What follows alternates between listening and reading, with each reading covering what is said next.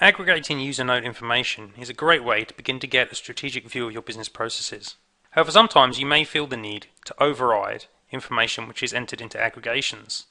This could be because you want to see how changing the process information modifies the metadata attached to the processes, or it may be because parts of the process are as yet incomplete. Any of your aggregated user nodes can have their values overridden if you want. To do this, select the user node in question. In this case, we will put an override upon time taken and tick the Allow Override checkbox. When you return to the processes, you will now have the capability to override aggregated values.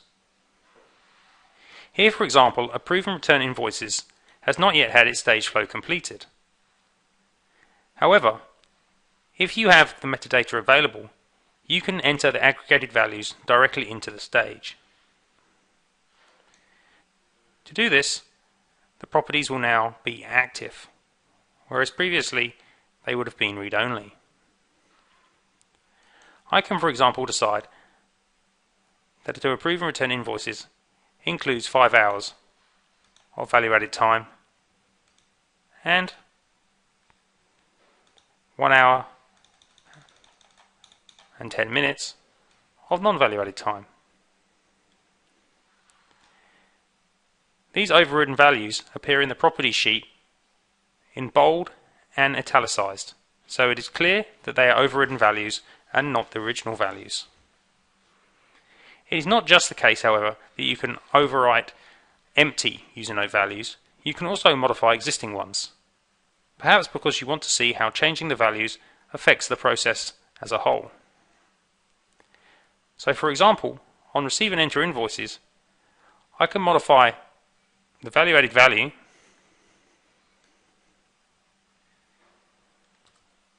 to be 1 hour 30 minutes and increase the essential non-value-added value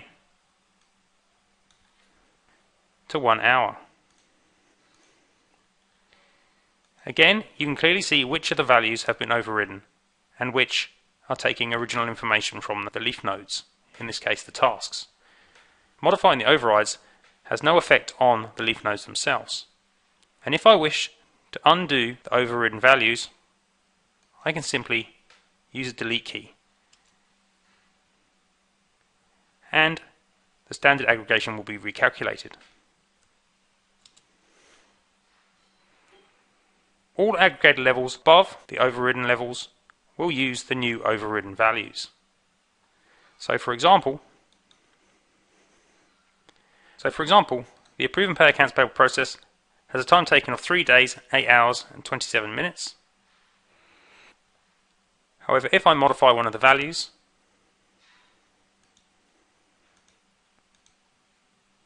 to add an extra day, you can see that when reselected, it now takes over 4 days to complete.